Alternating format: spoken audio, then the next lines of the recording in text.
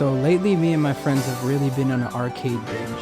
And after weeks and weeks of going, I think we perfected a formula of actual games that will give you tickets consistently without wasting your time. So I'd like to show you guys some strategies that we got, and if you guys have any that you can leave below in the comments, feel free. Here we go. So the local spot that we've been going to is the legendary Dave and Buster's, home of the nasty zombie snatcher. This game right here is crazy. You gotta look out for these pucks, and you gotta watch this hand drop the pucks into these holes. So a lot of people will tell you it's all luck and that, it's very little about the timing and stuff, but that's far from the truth. Here's some footage of my boy Harry playing right here. He's a professional zombie snatcher. He could probably get around 5 to 6K tickets per game session as zombie snatcher, and here's how. So as you can see, the pucks are rotating in a circle, and your goal is to get them as close as possible to that hole. But it's almost impossible if you try. Like, trust me, it's literally impossible. But he tells you that it's all about pre-planning, so you might have to use about 2 to 3 credits. But to get the positioning that you need to get that 100 to 500 tickets, but once you get that positioning, the best feeling in the world. Boom, 100 tickets with ease. Now, I know a lot of people are saying, wow, just 100 tickets, right? Nah.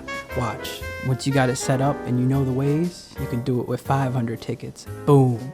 Easiest 500 tickets in your life.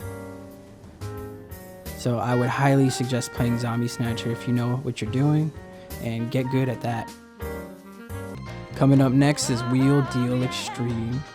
This game is honestly extremely big waste of time because you may see the beautiful colors and it's really enticing to play, in all honesty, and you want to play it at least once, but do not play this game. You're only going to get like 2, 4, or 6 tickets max, and even if you do hit the jackpot, you're only hitting 270, which is not going to get you any big prizes at all. So if you get a chance, skip this game because it's not really worth playing, and there's a lot of bigger ticket games out there. Here's some footage of the game. I'm about to press this red button and pray that it lands on one of these high ticket value. It never will, and I've yet to see anyone ever hit it, and I don't think anyone ever will. Coming up next is Let's Bounce, a really fun game to play with a friend or two, but in all honesty, it suffers the same thing as the extreme game.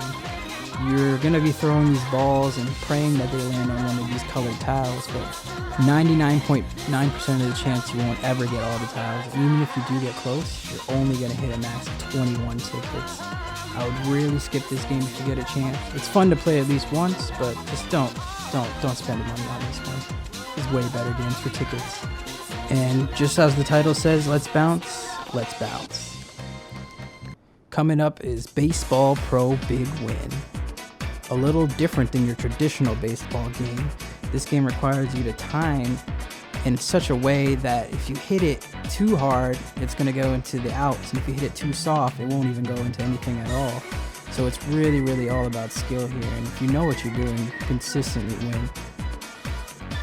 But one of the things to really look out for while playing is to make sure to look at the first, second, and third home run records, because those are the things that you're trying to beat to get the max tickets. So one thing to really look out for is those numbers, and if they're anything ridiculous like 29 or 28 or anything like that, just skip this game because there's no way that you're going to get any big ticket output for it. Up next is Centipede Chaos. Now, this is a game I've been spending a lot of time on lately, and for good reason. It's very reminiscent of old school games such as Ikaruga, Galaga. The goal is to kill wave after wave till you get to the boss.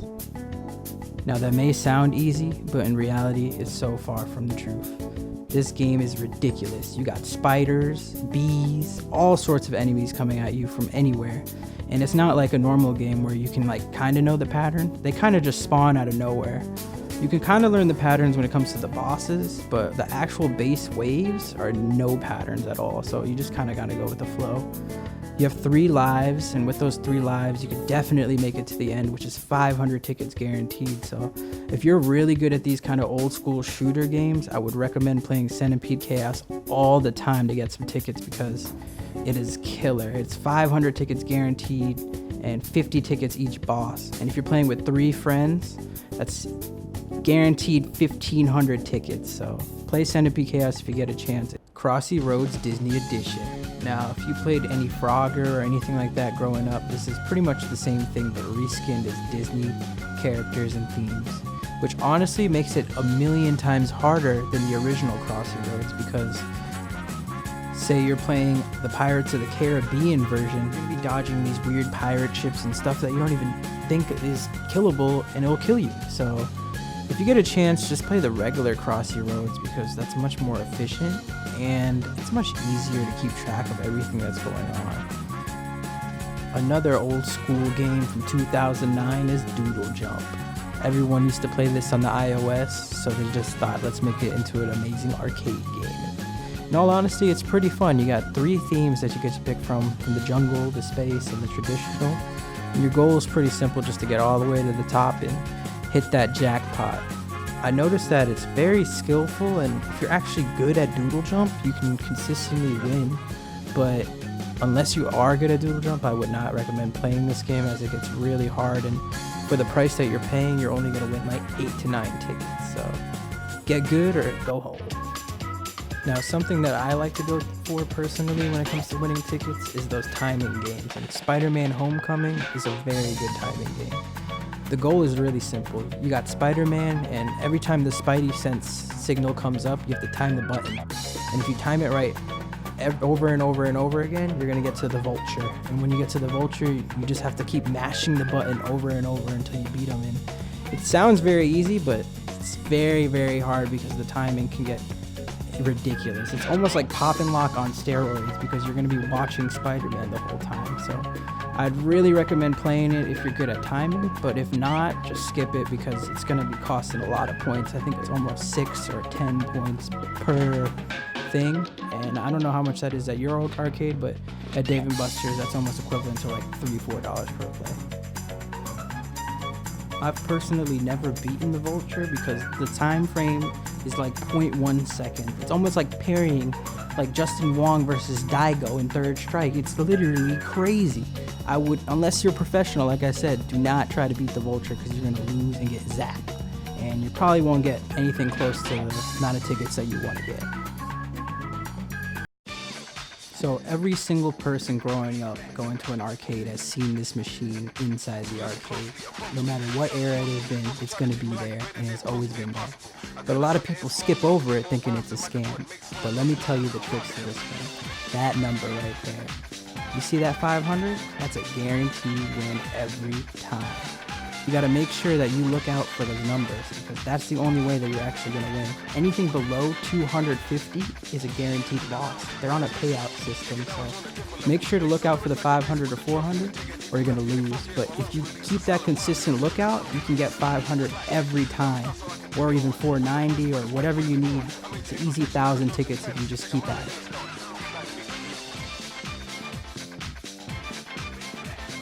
Another great timing game is Ice Age Icebreakers, based on the Walt Disney hit movie. This game is pretty weird, because, in all honesty, you're going to see our win right here, but I honestly don't feel like we actually time it in the consistency of hitting it, so I'd skip this game, because I don't even think it's actually possible to win consistently. I just think it's all luck, even though we got 1,000 tickets right there.